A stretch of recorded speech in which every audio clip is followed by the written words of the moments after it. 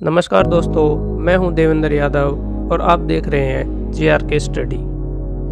दोस्तों, आज हम बात करेंगे भारत के चंद्रयान 3 के बारे में। हालांकि 23 अगस्त 2023 को शाम 6:04 पर चांद पर भारत का चंद्रयान लैंड हो चुका है।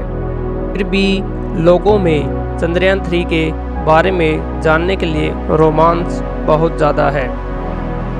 आइए हम चंद्रयान 3 के बारे में जानते हैं। चंद्रयान 3 में मेनली 4 पेलोड्स लगाए गए हैं, जो रंभा, चास्टे, इल्सा और लेज़र रेट्रो रिफ्लेक्टर एरे के नाम से जाना जाता है। रंभा यह चांद की सतह पर सूरज से आने वाले प्लाज्मा कणों के घनत्व, मात्रा और बदलाव की जांच करेगा।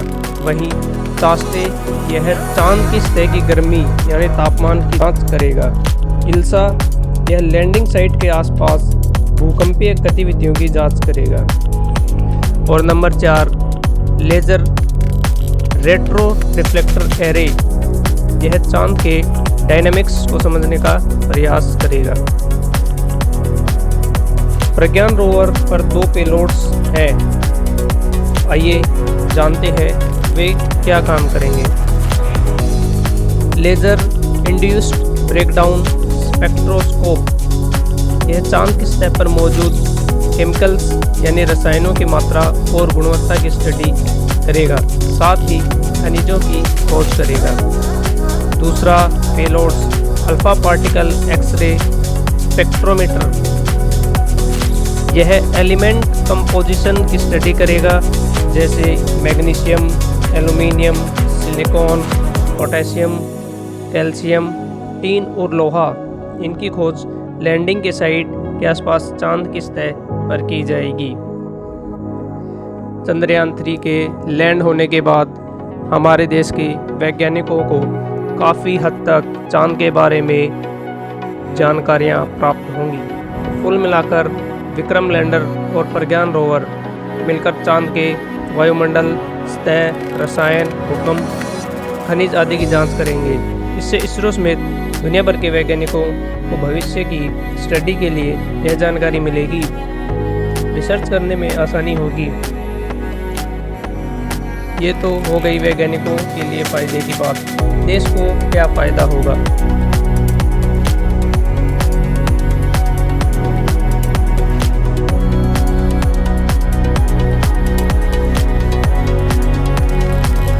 लेकिन चांद के दक्षिणी ध्रुव पर उतरने वाला भारत विश्व का एकमात्र देश है।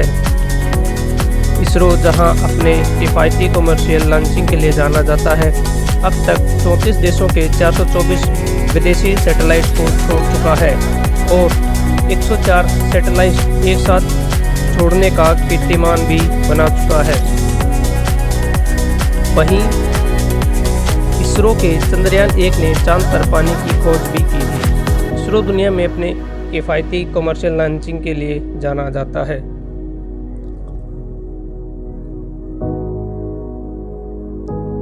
अब हम बात करते हैं आम आदमी को चंद्रयान 3 से क्या फ़ायदा होगा।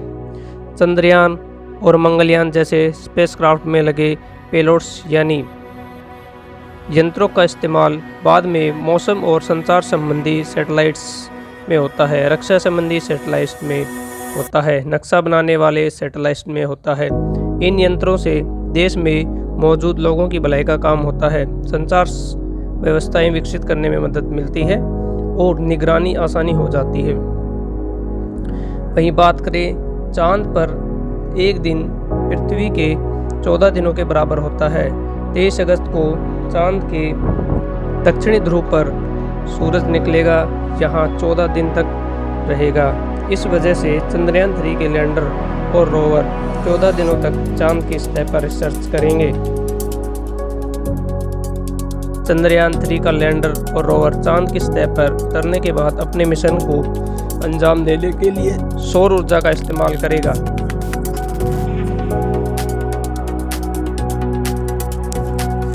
चांद पर 14 दिन तक और अगले 14 दिन तक रात रहती है।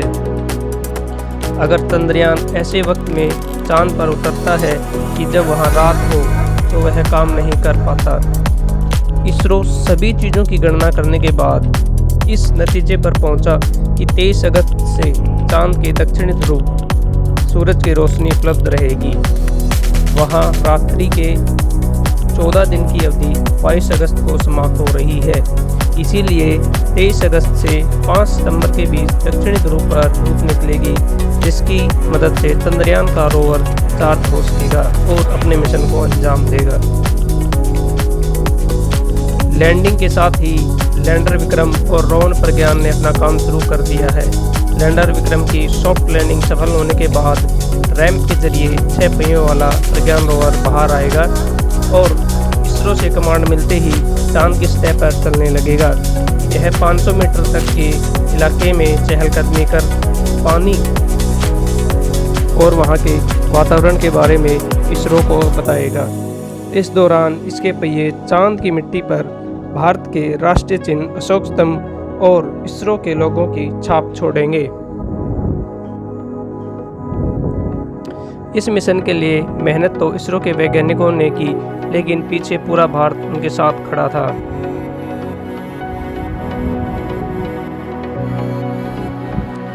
चंद्रयान 3 के लॉन्चिंग के 17 मिनट अहम बताए जा रहे हैं। वो 17 मिनट जब देश हाथ जोड़कर प्रार्थना करता रहा। आपको बता दें कि विक्रम कैसे ऐतिहासिक सफ़र पूरा कर सकता है।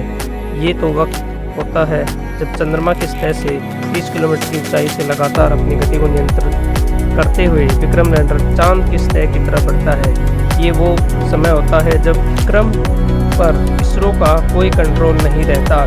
वो इसरो की तरफ से पहले दिए गए इनपुट के आधार पर खुद फैसले करते हुए चांद की सतह पर पहुंचता है। ये 4 चरण की लैंडिंग की सबसे खतरनाक मानी जा रही है। इसमें पहला फेज है रफ ब्रेकिंग, जब ऊंचाई चंद्रयान की 30 किलोमीटर से घटकर 7.4 किलोमीटर तक आई। इस फेज में स्पीड 1.68 किलोमीटर प्रति सेकंड तक रहती है। 11 मिनट के भीतर ये फेज पूरा होता है। इसके बाद आता है दूसरा फेज एल्टीट्यूड होल्ड, जहां हमारा चंद्रमा चांद की सतह से 7.4 किलोमीटर की ऊंचाई से 6.8 किलोमीटर तक पहुंचता है। हॉरिजॉन्टल स्पीड तब 336 मीटर प्रति सेकंड और ये स्टेज सिर्फ 10 सेकंड की रही। इसके बाद तीसरा फेज फाइन ब्रेकिंग आता है। यहाँ ऊंचाई चंद्रमा से सिर्फ 800 मीटर से 1300 मीटर की रह गई। स्पीड बहुत कम, इसलिए 0 किलोमीटर प्रति घंटा लिखी गई। ये स्टेज 12 सेकंड की ही रही। यहाँ पर लैंडर की पोजीशन पूरी तरह से वर्टिकल हो गई। इसके बाद लास्ट स्टेप टर्मिनल डिसेंट होता है, जब ऊंचाई सिर्फ 150 मीटर रह गई। इस फेज में स्पीड 3 मीटर प्रति सेकंड से लगातार घटती गई। यही वो स्टेज है जिस तक पहुंचते ही इसरो के कमांड सेंटर में बैठे एक वैज्ञानिक के चेहरे पर कामयाबी उसी देखने को लगी और स्पेस सेंटर में तालियां बजने लगी। वैसे तो 2019 के मिशन के नाकाम होने के कारण वैज्ञानिकों को बहुत कुछ सीखने को मिला और उसी की बदौलत चंद्रयान 3 में हमें कामयाबी मिली।